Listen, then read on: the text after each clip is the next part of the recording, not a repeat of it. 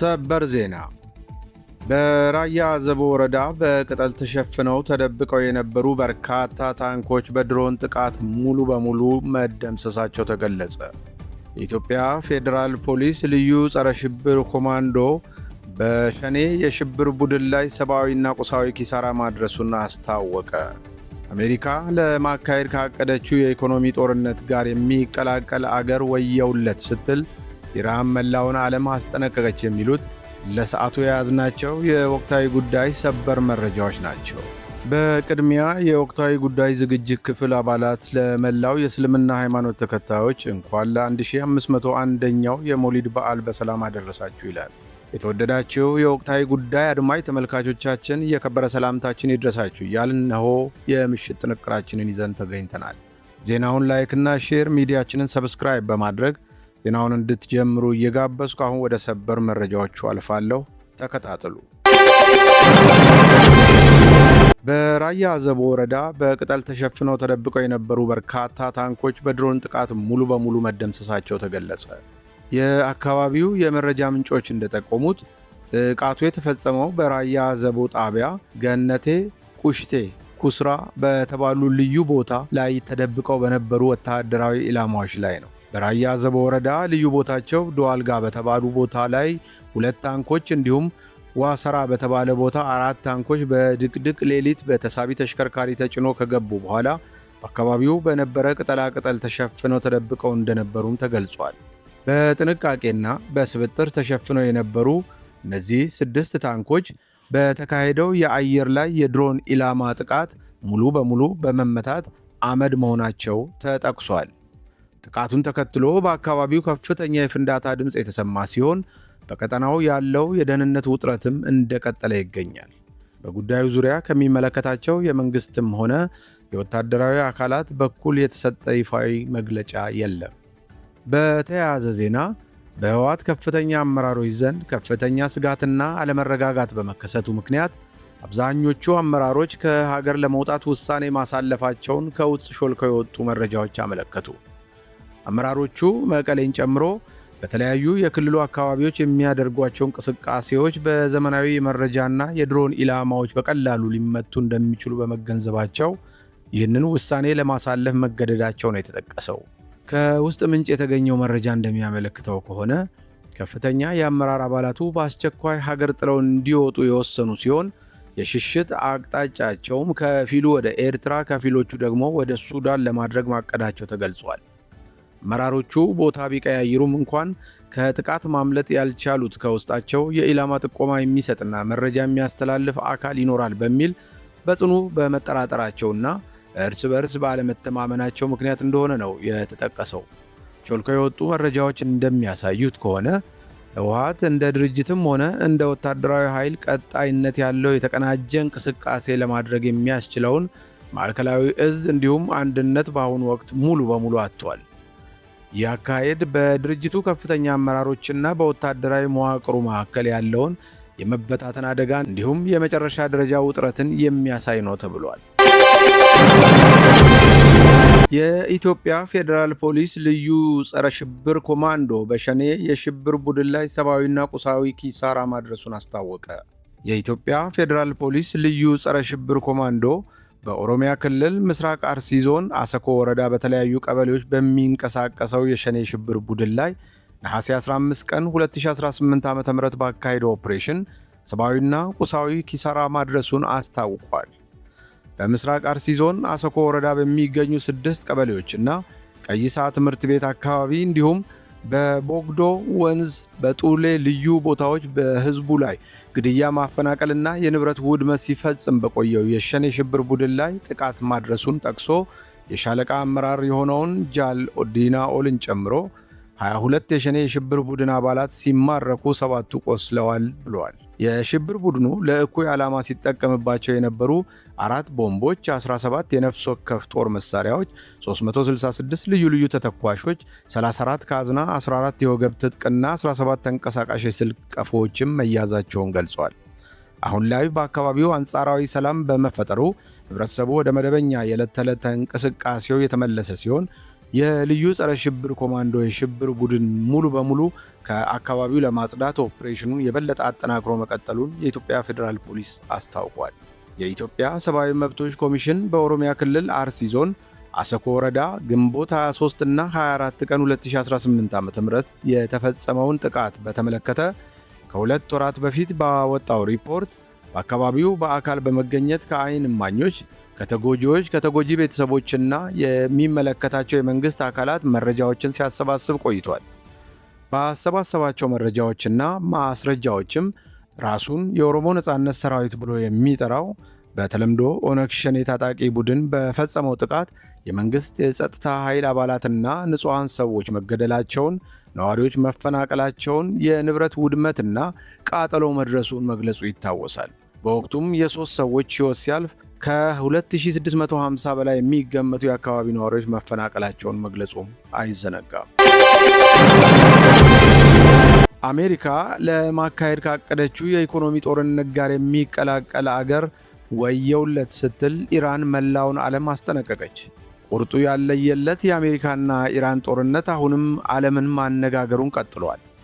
የአሜሪካ የሕዝብ ተወካዮች ምክር ቤት አፈ ጉባኤ ማይክል ጆንሰን ከኢራን ጋር ያለው ጦርነት ወደ አዲስ ምዕራፍ ይገባል ብለው እንደሚጠብቁ ለፎክስ ኒውስ ተናገሩ። በጣም በቅርቡ ወደ አዲስ ምዕራፍ የምንገባ ይመስለኛል። አጋር ሀገሮቻችን በሚቀጥለው ምዕራፍ ውስጥ እንደሚረዱን አምናለሁ። እናም ይህንን እናጠናቅቃለን ብለዋል። ጆንሰን ለፎክስ ኒውስ በሰጡት ቃለ መጠይቅ ፕሬዚዳንት ትራምፕ በኢራን ላይ ያወጁትን የኢኮኖሚ ጦርነት ሁሉም የዓለም ሀገራት እንዲቀላቀሉ ጥሪ አቅርበዋል። ፕሬዚዳንት ትራምፕ ኢራን የኒኩለር ጦር መሳሪያ እንዳይኖራት ለማድረግ እንደቻሉ የገለጹት እኚሁ የሕዝብ ተወካይ ምክር ቤት አባል ይህ ለሁሉም የቀድሞ አስተዳደሮች ግብ የነበረ መሆኑን አመልክተዋል። የእባቡን ጭንቅላት እንደቆረጥ ነው ሰዎች ያውቃሉ ያሉት ጆንሰን በድርድር ጠረጴዛው ማዶ ያሉትን ኢራናውያንን ማመን አይቻልም፣ ተግዳሮት ውስጥ ነው ያሉት፣ ስለዚህም አይታመኑም ብለዋል። ለወራት የዘለቀውን ጦርነት ለማስቆም የሚደረጉትን የዲፕሎማሲ ጥረቶች ሙሉ በሙሉ መቋረጣቸውንና በሆርሙዝ የባህር ወሽመጥ በኩል የሚደረግ የትራንስፖርት እንቅስቃሴ ሙሉ በሙሉ መቆሙ ይታወቃል። ይህንን ተከትሎም አሜሪካ በኢራን ላይ የከፈተችውን ከባድ የኢኮኖሚ ጦርነት የሚቀላቀልን ማንኛውንም ሀገር እንደምትቀጣ ኢራን አስጠንቅቃለች። የአሜሪካ መንግሥት ቀድሞውኑ ችግር ላይ የወደቀው የኢራን ኢኮኖሚን ይበልጥ እንዲዳከም እያደረገው እንደሆነ መገናኛ ብዙሃን ዘግበዋል። አሜሪካ በውጊያ ያቃታትን ጦርነት አሁን ላይ በኢኮኖሚ ማዕቀብ ልትገላገለው አዋጅ ብታውጅም የአሜሪካን የኢኮኖሚ ማዕቀብ ማዕበል ተቀላቀልኩም አልተቀላቀልኩም የሚሉ ሀገራት እስካሁን አልታዩም።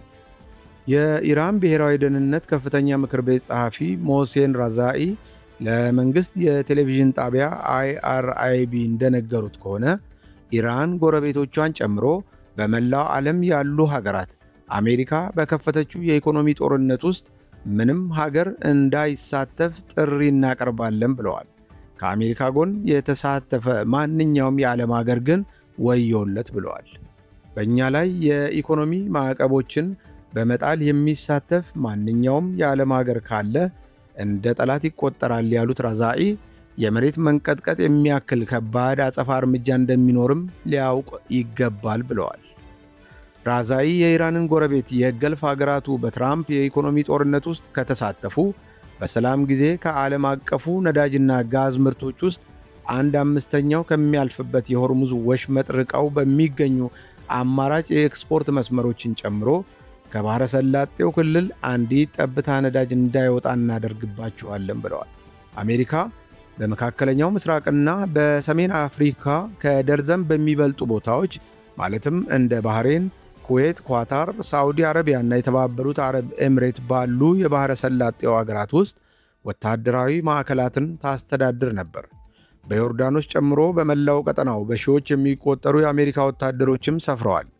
የራዛኢ ይህ አስተያየት የተሰማው የአሜሪካ ፕሬዝዳንት ዶናልድ ጄ ትራምፕ መንግሥታቸው በኢራን ላይ እስካሁን ካደረጋቸው በእጅጉ አውዳሚ የኢኮኖሚ ዘመቻዎችን እንደሚያካሄድ ካስታወቁ ከቀናት በኋላ ዛሬ ሌሊቱን የተሰጠ አስተያየት ነው። ትራምፕ በበኩላቸው ለኢራን ማንኛውንም አይነት የሕይወት መስመር የሚሰጥ ማንኛውም የዓለም ሀገር እጅግ አስከፊ፣ በታሪክም ታይቶ የማይታወቅ ከባድ የሆነ እርምጃ በዛ ሀገር ላይ ይወሰዳል። ኢራንን ተጠየፏት መላው ዓለም በሙሉ ሲሉ ትራምፕ ማስጠንቀቂያ ሰጥተዋል። በቀጣዩ ቀን የአሜሪካው የገንዘብ ሚኒስትር ስኮት ቤንሰን የትራምፕን ዛቻ በማስተጋባት ከእኛ ጋር ናችሁ ወይስ ከኢራን ጋር? አሁን በሙሉ የዓለም ሕዝብ አቋሙ የሚታወቅበት ነው። ለኢራን አንዲት ነገር ያቀበለ በሙሉ የአሜሪካ ጠላት ነው። ዓለም አሁን ምርጫውን አስቀምጧል ብለዋል። በተጨባጭም ከኢራን የነዳጅ ምርት ውስጥ ከ80 በመቶ በላይ የምትገዛው ቻይና ትብብር እንድታደርግና ከአሜሪካ ጋር እንድትቆም አሜሪካ ለቻይና ጥሪ አቅርባለች። የኢራን ፕሬዝዳንት መሱድ ፔጂስኪያን ዛሬ ሌሊቱን እንደተናገሩት ኢራን ከአሜሪካ ጋር በሙሉ ደረጃ የኢኮኖሚ፣ ወታደራዊና የደህንነት ጦርነት ውስጥ ትገኛለች ብለዋል። አሜሪካ ከጦርነቱ በፊት ኢራን በአሜሪካ ጥቃት ወድቃ እንደ ቬንዙዌላ ትሆናለች ብላ በስህተት ተንብያ ነበር በማለት በቴሌቪዥን በተላለፈው ንግግራቸው ላይ ገልጸዋል። ነገሩ አለመሆኑንም ብቻ ሳይሆን ኢራን በጽናቷ በአብሮነቷና በአንድነቷ ዓለምን እያስደነቀች ሀያሉና ወጥታለች ብለዋል። ረዛኢ የኢራን ስትራቴጂ በ3 ደረጃዎች የሚከናወን አድርገው የገለጹ ሲሆን ይህም ከአሜሪካ ጋር ከሚተባበሩ ሀገራት ጋር ውጥረትን ለማርገብ ከሚደረግ ንግግር ይጀምራል ብለዋል። በእርግጥ መጀመሪያ ከነሱ ጋር እንደራደራለን፣ ውይይት እናደርጋለን፣ እንዲሁም ገለል እንዲሉና ከአሜሪካና ኢራን አድማ እንዲወጡ እናሳስባቸዋለን ብለዋል። ነገር ግን እርምጃ ካልወሰዱና በተለይም አሜሪካን ተከትለው በኢራን ላይ ማዕቀብ የሚጥሉ ከሆነ ደግሞ እኛን መታቸዋለን፣ ከዚያ የእነዚያን ሀገር ጥቅሞችም ኢላማ እናደርጋቸዋለን ሲሉ ገልጸዋል። ራዛኢ ሲናገሩም በኢራን ላይ የተጠራውን የአሜሪካን አድማ ለመቀላቀል የሚፈልጉ ሀገራት የሆርሙዝ ወሽመጥ አያገባንም ብለው ርቀው እንኳን የሚገኙ ቢሆን ባሉበት ቀጠና ድረስ ሰላም እነሳቸዋለን ብለዋል። ባብኤል መንደብን የቀይ ባህርን ጨምሮ የማንደርስበት የባህር ወሽመጥ በምድር ውስጥ የለም ብለዋል። የሆርሙዝ የባህር ወሽመጥ መዘጋትን ተከትሎ ሳዑዲ አረቢያ ነዳጅ ወደ ውጪ ለመላክ የምትጠቀምበት ባብኤል መንደብ ፈጽሞ መተማመኛ እንደማይሆናትም ኢራን አስታውቃለች። ለአሜሪካ ጦርነት ምላሽ ለመስጠት ኢራን በሆርሙዝ ላይ እገዳ የጣለች ሲሆን ከዚያ ጊዜ ጀምሮ ጦርነቱን ለማስቆም ከአሜሪካ ጋር በሚደረግ ድርድር ላይም እንደ ከፍተኛ ጫና ማሳደሪያ አድርጋ እየተጠቀመችበት ነው። በኔዘርላንድ በሚገኘው የክሊንገር ኢንስቲትዩት የኢራን ጉዳዮች ተመራማሪ የሆኑት አሚን ሬዛ አዚዚ በማኅበራዊ ትስስር ገጻቸው ላይ ባሰፈሩት ትንታኔ ኢራን የጥቃት ዝግጅቶችን እንኳን ሳይቀሩ የኢራን ምላሽ ሊቀንሱ እንደሚችሉ ምላሽ በመስጠት በቅድሚያ የማስቆም ስልትን ለመተግበር እየሞከረች ነው ብለዋል። አዚዚ በአዲሱ የማጥቃት ዶክትሪን ውስጥ 2 አካላት ብቅ ያሉ መሆናቸውን ተናግረዋል። አንደኛው የታሰበውን ስጋት እውን እንዳይሆን ለመከላከል ያለመ ቅድመ መከላከል ሲሆን፣ ሁለተኛው ደግሞ የሚከሰት ማንኛውም ጥቃት ዋጋውን ከፍ ለማድረግ ያለመ ተመጣጣኝ ያልሆነ የአጸፋ እርምጃ ነው ኢራን ለመውሰድ የተዘጋጀችው ብለዋል። በትራምፕ የኢኮኖሚ ጦርነት ውስጥ እንዳይሳተፉ የባሕረ ሰላጤ ሀገራት የተሰጠው ማስጠንቀቂያ በመሠረቱ የመጨረሻ የኢራን ማስጠንቀቂያ ነው ያሉ ሲሆን አዚዚ ሲቀጥሉ የኢራን ወታደራዊ የደህንነት ተቋም ለሌላ ከባድ ጊዜ ጦርነት ሙሉ በሙሉ ዝግጅት አድርጓል ብለዋል። የኢራን ጎረቤቶችና የአሜሪካ አጋር የሆኑ የባሕረ ሰላጤ ሀገራት በጦርነቱ መካከል ተይዘው እየተገኙ መሆኑን ገልጸው ስለዚህ አሜሪካን በመቀላቀል በኢራን ላይ ተጨማሪ የኢኮኖሚ ዕቀባን ያስተላልፋሉ ወይ የሚለው አሁንም ግልጽ አይደለም። ምክንያቱም የአረብ ሀገራት በጦርነቱ ምክንያት እጅግ በከፍተኛ ሁኔታ መዳከም ውስጥ ገብተዋል። ኢኮኖሚያቸው ከባድ ቅርቃር ላይ ነው። ጎብኚዎች እስካሁን ሀገሮቻቸውን ሊረግጡ አልቻሉም። ይህ ደግሞ በአረብ ሀገራቱ ኢኮኖሚ ላይ ከባድ የሆነ ተጽዕኖ ፈጥሯል ብለዋል። የባሕረ ሰላጤው ሀገራት በግዛቶቻቸው ላይ የደረሱትን የኢራን ጥቃቶች ቢያወግዙም ከአሜሪካ ጋር የጠበቀ ግንኙነት ያላቸው የባሕረ ሰላጤው ሀገራት ከኢራን ጋር ባላቸው የቅርብ ርቀት ምክንያት ተግባራዊ የሆነ የፖለቲካ ግንኙነት አስፈላጊ መሆኑን እየተገነዘቡት እንደሆነና ለፕሬዝዳንት ዶናልድ ጄ ትራምፕ የኢኮኖሚ ዕቀባ የአረብ ሀገራቱ ሁሉ ምላሽ እንዳልሰጡ ተመልክቷል። የተባበሩት አረብ ኤምሬት በአውሮፓውያን አቆጣጠር በ2022 ከኢራን ጋር የነበራትን የዲፕሎማሲ ግንኙነት ያደሰች ቢሆንም ባለፈው ሳምንት ኢራን በሚሳኤል ጥቃት ከከሰሰቻት በኋላ ግን የንግድ እገዳ በኢራን ላይ ጥላለች። በ2023 ደግሞ ሳውዲ አረቢያና ኢራን በቻይና አደራዳሪነት ግንኙነታቸውን ወደ መደበኛ ሁኔታ ለማሳደግ የተስማሙ ሲሆን ይህ የሆነበት ምክንያትም ከኢራን ጋር ያለው ግንኙነት ከቋሚ ግጭት የተሻለ አስተማማኝ ነው በሚል ስሌት ሊሆን እንደሚችል ተመልክቷል። የኢራን ጥቃቶች ከባድ የሆነ ለውጥን እያመጡ እንደሆነ የሚናገሩት ተንታኞች ስለ ሁኔታው ሲያስረዱ በመጨረሻም የባሕረ ሰላጤውን ሀገራት ምንም እንኳን ሀብታም የበለጸጉ ቢሆኑም ችግር ተፈጠረ ብለው ሀገራቸውን ብድግ አድርገው ከመካከለኛው ምስራቅ አውጥተው ይዘው መሄድ አይችሉም። ሁልጊዜም ሰላም ሆነ ጸብ የኢራን ጎረቤት ሆነው ነው የሚኖሩት በማለት ገልጸው ከኢራን ጋር አብረው መኖርና መስራት ደግሞ ግዴታቸው ነው ሲሉ የላንካስተር ዩኒቨርሲቲ የዓለም አቀፍ ግንኙነት ፕሮፌሰር የሆኑት ሳይመን ማባውን ለአልጀዚራ ነግረውታል። ከእስላማዊቷ ሪፐብሊክ ኢራን ውድቀት የሚመጣን አለመረጋጋት አይፈልጉትም። ኢራን ብትወድቅ የመካከለኛው ምስራቅ አገራት የሚጠቀሙት አንዳች ነገር የለም፣ ይልቁንም ከባድ የሆነ ጭንቀት ውስጥ ነው የሚገቡት ብለዋል።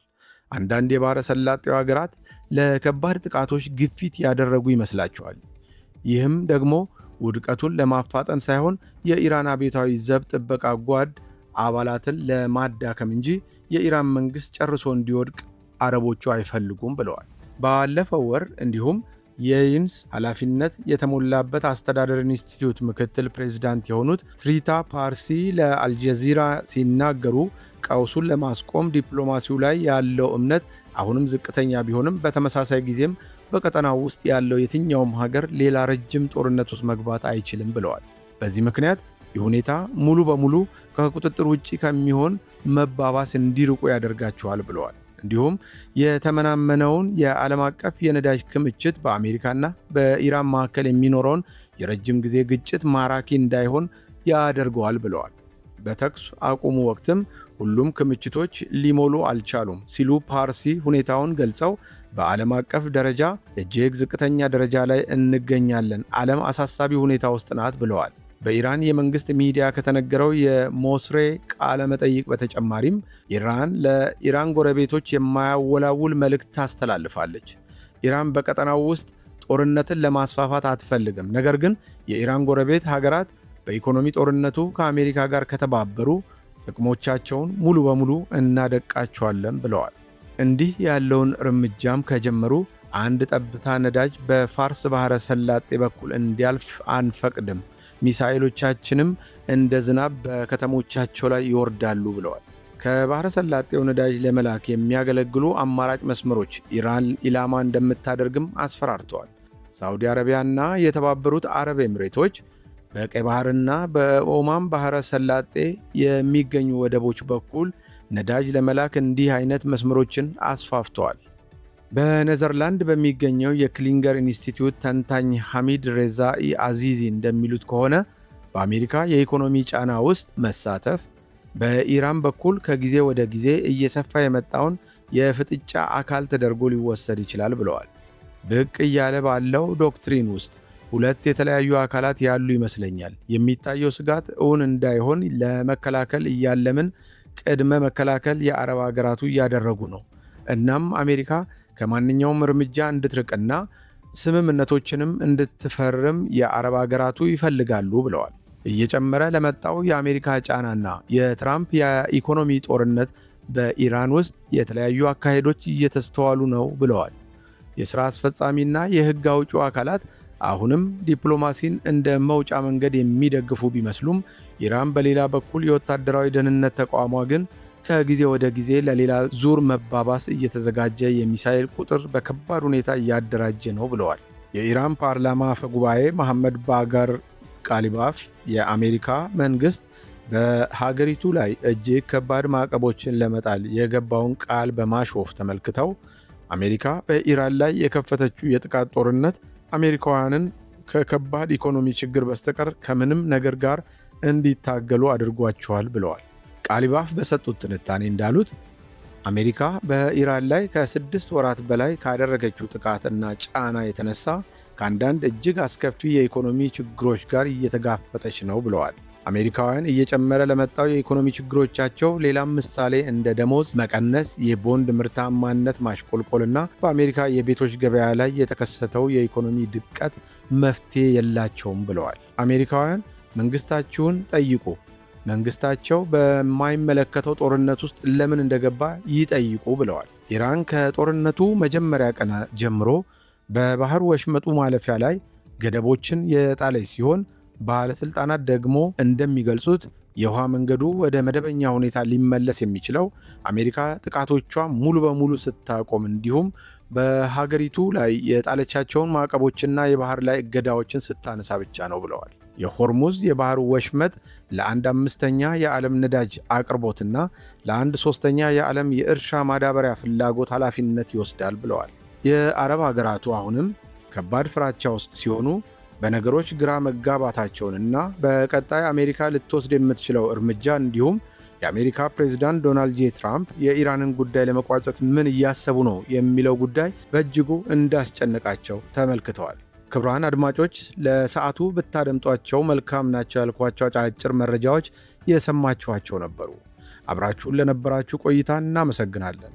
ዜናውን ላይክና ሼር፣ ሚዲያችንን ሰብስክራይብ በማድረግ አጋርነታችሁን ታጠናክሩ ዘንድ የተለመደ የአክብሮት ግብዣችንን እናቀርባለን።